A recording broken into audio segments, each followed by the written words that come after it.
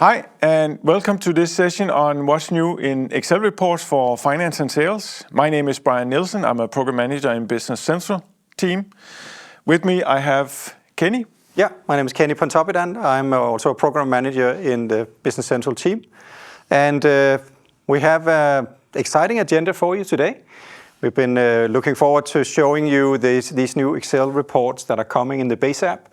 And we'll show off some of the reports in the finance area and the sales area. Then we'll also talk about upcoming reports that are coming in the next waves or next releases. And then no Business Central launch event without Copilot. So of course we'll demo some Excel Copilot on Business Central data. But let's get started. First thing about reports is you need to discover where they are. Right? So we have at least 3 ways for you to do that. First of all, on the accountant's role center, under Excel reports, you can find these new. They are marked with preview for now, because we might have some design changes we want to do, but they're fully functional, should be. They would also appear because they are on the role center, in the Role Explorer or Report Explorer. So easiest thing I have is simply to search for preview in the Report Explorer, and then they pop up here. And then, of course, you can always use the Tell Me search, and they will also surface here. But instead of seeing how to discover the reports, maybe, Brian, we should take a look. So what's new in finance? What do we have here? Yeah. So for finance, we have the trial balance-based reports. It's probably the first thing you want to look at in Excel when you have an ERP system.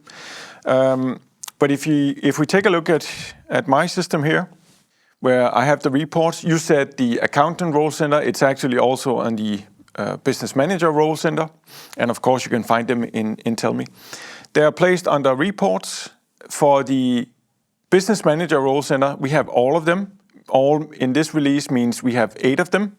The trial balances, 8 receivables, 8 payables, and the top list. In the accountant role center, we don't have the vendor reports. Anyway, so let's take a look at the reports, how they look in Excel. And for the trial balance-based reports, let's just look at the trial balance. When you select it, you get the request page where you have a few filters. We try to make it as simple as possible so you won't see that many filters and parameters, because you just want your data for a report, and then you can refine it in Excel. So in this case, we'll just take the first 3 periods of data, and then we download it, and we can open it from our Explorer and continue in Excel. So let's look at that. In Excel, you have some sheets in the Excel workbook. The first one is obviously the trial balance that you would expect. It is laid out as a report so that you can recognize that this is a trial balance. You got your data that you selected in your request page. You have some slicers for easy filtering if you want to. Dimensions and account categories are the ones that we put up as default. You can put up more in some of the reports. In this case, it's local currency, additional reporting currency. 2 different reports, they look very similar, except that 2 different amount bases. There will be numbers. Demo data is a bit sparse, but you'll find it here. So you have a report that is laid out as something you could print. So if you wanted a printed report or present it to somebody else, instead of just the raw data, you have a template for it. You can, of course, modify it. You have the raw data, and that means you can design your own reports. You can use it to pivot table. You can use it for charting. You have the dimensions if you want to have some slices that make a lookup, something like that. But the base thing with Excel report is you get your data. But Excel has some limitations. Excel cannot handle millions of rows. So for the trial balance, we have decided that the aggregation level is, of course, accounts the periods that you have selected. So you don't have a daily total. You just have for the period, but we have broken it down per dimension values. in this case, where we have also included account categories, there's a further breakdown there. So you can have your slices and do a bit of slicing and dicing on the data that you have selected. There will be more reports where you have a finer grain of detail, but you will then have to limit what you extract to Excel, because we have an upper limit, but we found out that when we're looking at data, around 100,000 rows is what is manageable performance-wise. So aggregated data, but it's still a lot more data than you have in a PDF report. Yeah. The next set of reports. So next set is sales, because not everyone is a lot of finance like you do, Brian. So maybe as a sales manager, I want to contact some customers, or maybe I want to see what they owe us with 8 accounts. Can we see some of what that could be used for the sales manager? Yeah. So where sales and finance crosses borders is 8 account receivables. We also included, just for familiarity, the customer top report, and that is a top list. And because we are in Excel, you can select, it doesn't have to be top 10, it can be top 100 or just top 3. You can do a bit of more filtering and then download it. The top report will then look like this. It's a very simple report. It is a very simple data set. We thought that maybe you just wanted just to have a list of your top customers, sales or balance-wise, and we put in a chart. That's the most simple report you probably can get in Business Central data. 8 account receivables is probably, together with payables, the second most important set of reports you can have. You can have an aging date, end of March probably. You want to do it by a due date, the usual period length, and period count will take 3 periods. And you can skip customers with zero balance. You know that from the RDLC report. And you can do a bit of filtering. And you can download it. Again, the first page, the first tab in the spreadsheet is something that looks like a printable report. You can move the slices a bit away. You can move the headers if you want a more condensed view, or if you have more periods, you can extend it a bit. But it looks printable and presentable. We thought by period, by local currency, by the functional currency where you get the currency of the outstanding balance. In our demo data, there's only local currency, but if there were more, it would be a breakdown here. We can have it due by currencies. It's a different way of looking at your data, just to show that you now have data that you can slice and dice and present in a different way interactively. Again, we have aggregated data. In this report, you don't get all of the detailed data. You do get a detail per customer, per period. And again, you can see there's a breakdown in dimensions. So if you want the finer grain of detail, you will wait for some of the coming releases. And I think, Brian, this also illustrates that the strength, a couple of strengths for Excel reports. Like if you have a traditional report that just gives you one PDF, first of all, you cannot interact. So the slicer part, you can't do with PDF. And getting the data set, you can't do with PDF. All the self-service for laying out the data you want is what Excel offers. But also these different worksheets, you actually have one report that covers 3 reports in a sense. So ability on the same data set to offer different views on data is where Excel really shines. Yeah. But Brian, you also mentioned that we will have some upcoming reports. So you mentioned 8 is coming here in version 24 or in the release wave 1. What else have you up your sleeve here? So when we set out to do the Excel report, we had a list of, I think it was 35 reports. And then when you start looking at it, some other reports look similar, so you include them in the list. In this release, in the first wave, April wave, we have released 8 reports, the trial balances and payables and receivables and the top reports. We want to include more finance reports, the consolidation reports, the closing trial balances, We want to include more reports for customers and vendors, the balance to date reports where you will get the customer and vendor ledger entries. And if you filter, so you have, for example, last year, which hopefully is not 100,000 for whatever segment you're interested in, you have your customer and vendor detailed ledger entries. Sorry, not the detailed ledger entries, but the ledger entries where you can create reports that have a finer granularity than the age receivables and payables report. And then we move on to other areas. We focus on sales and finance and a bit of purchase first, and then we extend to other areas. The next other area is probably going to be fixed assets, where you have the asset list and you have depreciations. You want to maybe combine it what you have in purchase and GL.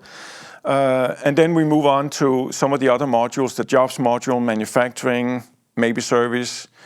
Maybe we won't cover all of the reports because the intent is with Excel, you'll get a good overview of your business. And then from there on, there's probably better tools and ways to analyze data.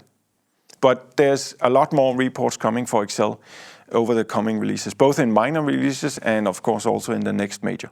Cool. Thanks, Brian. That looks amazing. Also, I come from the platform, so actually getting some reports into the base app is amazing to see. Hopefully this will also inspire both you as a customer, but also the partners to build your own new Excel reports and have this new way of interacting with data in a broader scope. All right, Copilot.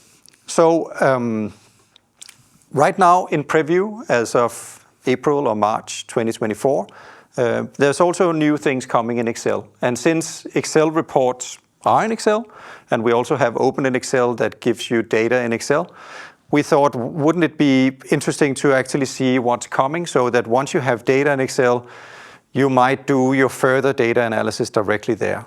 And that's what Copilot in Excel is all about. First of all, go deeper in data, maybe ask questions with Copilot or understand data better. And also identify insights in data. And specifically for insights, the great thing about machine learning and AI is that sometimes it's better at looking at patterns in greater data sets than we as people are.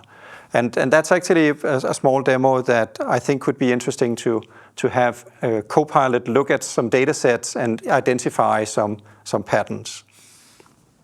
All right, so Brian, you didn't want to show us the accounts payable report, but this report actually had some funny data to analyze, so I picked that one. But I'm not going to use the normal reports. I'll actually just go directly into the data set. And for Copilot to have some data to work on, it needs a little bit more than just the 5 rows that maybe is present in our demo data. So what we did was we pumped that vendor aging data up a bit, so we now have 100,000 rows of data. And let's see what Copilot can help us on. So I will just go up here in the ribbon and activate Copilot for Excel. This is in preview right now. And let's see if we can find some interesting patterns in our data. Copilot will give us or give me some choices, and I want to analyze, so I'll just pick Analyze. And Copilot is very nice and says it can analyze data, and it's actually suggesting outliers. So I'll just pick, are there any outliers in my data? And let's see what Copilot comes up with. Understanding your data, great, we're almost there.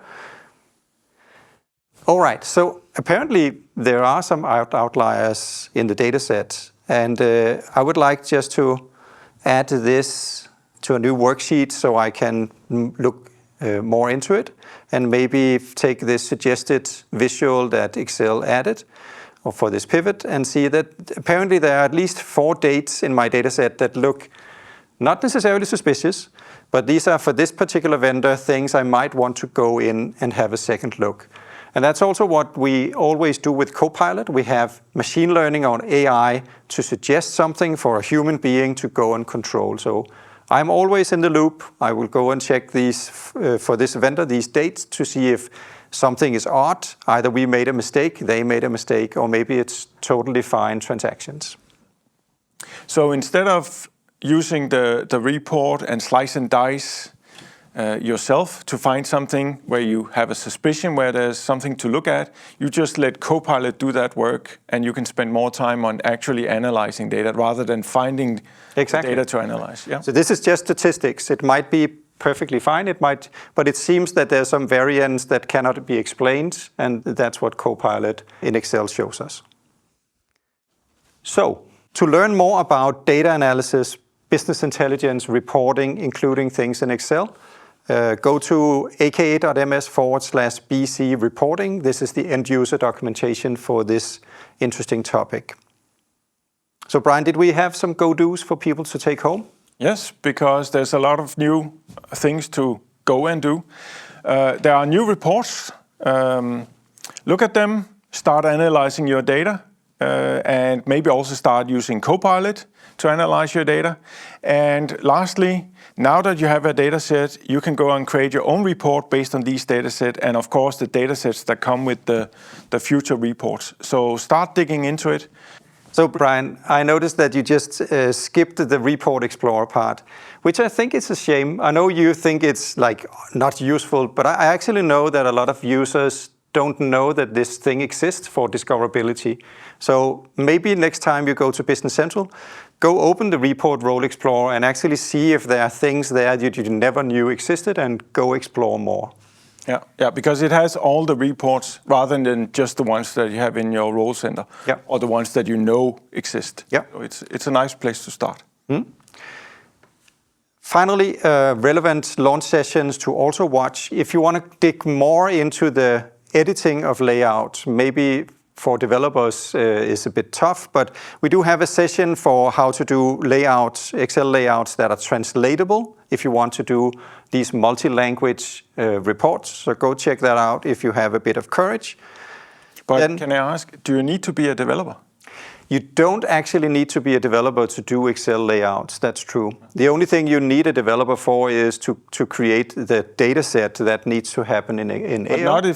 Not if you're using, hopefully, the soon coming 35 reports. You can create layouts on top of that, right? That's true, yeah. That's one of the benefits of Excel. Yeah. As always, some general resources for you in Business Central. So we have these AKA links. We call them aka.ms/BC Yammer is where we discuss things with partners. BC All is for all the, just like Lord of the Rings. This is the one AKA link to rule them all. BC Ideas is where you submit ideas for new features, and then on social media, X, LinkedIn, and so on. We are, of course, present there, so join the conversation there. And finally, for office hours, both recordings and live, BC Office Hours is your friend. And with that, Brian and I would like to say thank you.